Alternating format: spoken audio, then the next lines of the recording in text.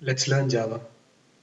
Today, I will show you how to use Spring Cloud Configuration Libraries and Framework. We will use a config server and a config client. We will build these two projects. You can download my source code from my GitHub repo. Link in description. First, create a Spring project by including config server dependency. This creates a zip file. You can open this in IntelliJ Editor.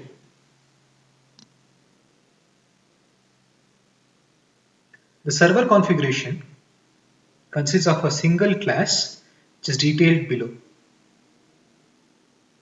which is shown in picture.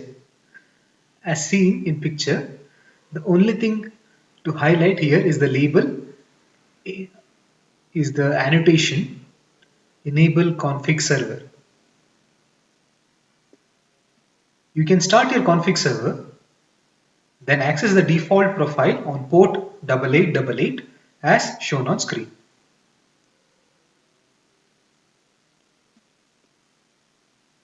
From start.spring.io, create another Spring Boot project and include config client dependency this time. Then open the project in IntelliJ Editor. With the variable spring.profiles.active, we indicate which profile will be used. Think of profiles as environments, dev, QA and prod. If you do not put any value for this placeholder, the default value will be used.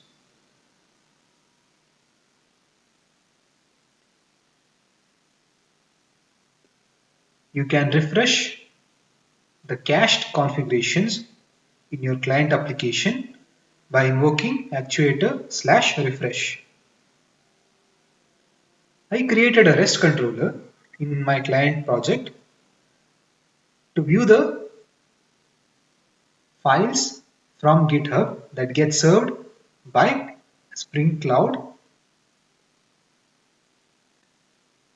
I used Lombok library to create getters and setters. When we invoke REST controller, we see the value stored in Git repo propagating to config server and then to config client. If you get this warning, could not merge, then switch to Git protocol or HTTPS protocol. Using Tortoise Git, you can start a daemon that listens on 51279 port number as shown here. Port number is not significant. When you switch from protocol Git, when you switch from file protocol to Git or HTTPS protocol, your file merge issues disappear.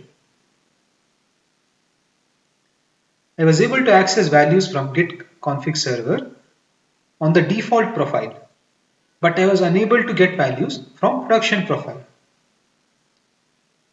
You see from the screen that I have set the profile name in client application.properties file, and I'm able to access the production profile using browser.